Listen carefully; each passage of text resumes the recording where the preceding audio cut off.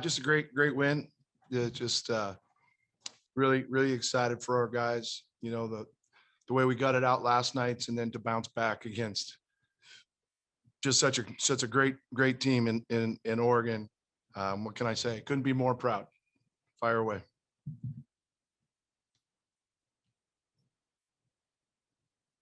Nick, go ahead. Wayne, obviously one of the big things tonight was the 3-point shooting.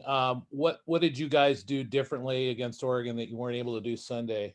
Well, we got into shooters. The whole scouting report last Sunday was to arrive with high hands, pressure them off the line. We didn't do it, but we knew, and we gave credit to them for hitting some tough shots. But there's a reason that we were led the league in defensive field goal percentage from three, and so the guys just responded and did what we did all year. Jesse, go ahead. Wayne, obviously Oregon there cut that lead down to 5 with about 4.5 minutes to go. What did your team find from that point forward to pull this one out? We kept defending, and we just had better ball security. We reminded the guys the last 12 minutes they were going to start to rake and dig, and to be strong with the ball. And they're a good defensive team. They get a lot of steals, and they took it from us a few times, but we just had better ball security. We met passes.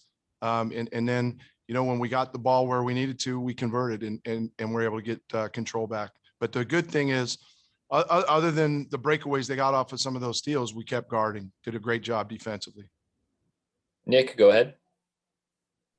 Wayne, you've obviously had a lot of games in 7 years at Oregon State. Does this feel like the biggest win you guys have had under your coaching? I mean, it's too soon to think that way. But it's a big one for sure. But I'm gonna tell you, we were a confident group heading into this game. We were confident this wasn't going to be our last night here in Vegas. So it's all in the way the guys responded, and it's neat because we're in the championship game tomorrow, but we'll think about that. Maybe you and I over at Coldy in the off season. AJ?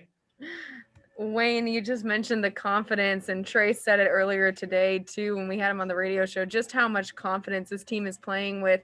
Where does that come from? Where does it come from? Well, we've got some young guys that are pretty confident group, and then we got two wily vets and the leadership they provide. Ethan had a huge second half for us. So did Zach last night. They weren't happy with their first half effort, and so tonight I think they challenged themselves to put two halves together, and it really sparked us. I mean, the shots, the defense, and then the rest of the guys fed off of it. So sometimes a little bit of that youthful confidence has bit us in the hind end a little bit, but the young guys have done a good job of learning how to channel that as the season's moved on. But I got to give a lot of credit to Zach and Ethan, their commitment to bring it every day, to do things the Beaver way on and off the court. It took a little while, but that younger group, the new group, I think has really been feeding off of that, and that's what's propelling us here down the stretch. Brendan, go ahead. Wayne, can you just talk about reaching the championship game and obviously what it means to be just one win away from the conference's auto bid, given the journey of this season? Yeah, it's a good question, but again, my head's still swirling a little bit. It's a great deal for our guys, for our program. Before we left the locker room, I talked about all the former players and coaches and administrators that have blazed the trail to make Oregon State men's basketball program what it is. And so I said, let's honor them. Let's go out there and represent. They're all supporting us. They're behind us. We've got them rallied. Let's pay our just due to them. And the guys did it, man. They played with an inspiration and a level of heart and intensity. These last two games, really, more than we've seen throughout the year. And the impressive thing is every time we faced adversity this year, our guys have responded. We said that after we got boat raced against Oregon.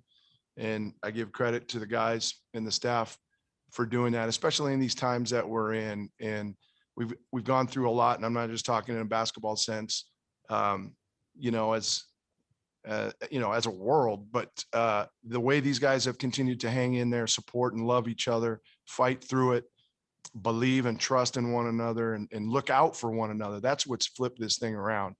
instead of thinking individually, we're thinking more for each other.